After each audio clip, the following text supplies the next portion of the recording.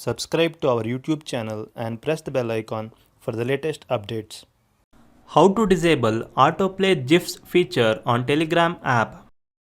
Go to your phone menu, find the Telegram app and tap on it.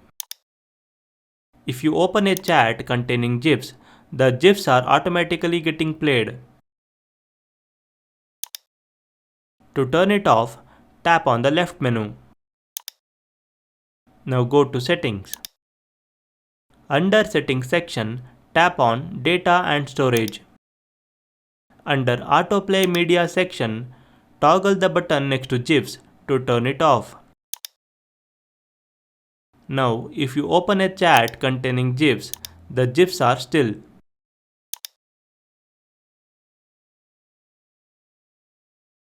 Only if you click the play button, the GIFs are getting played.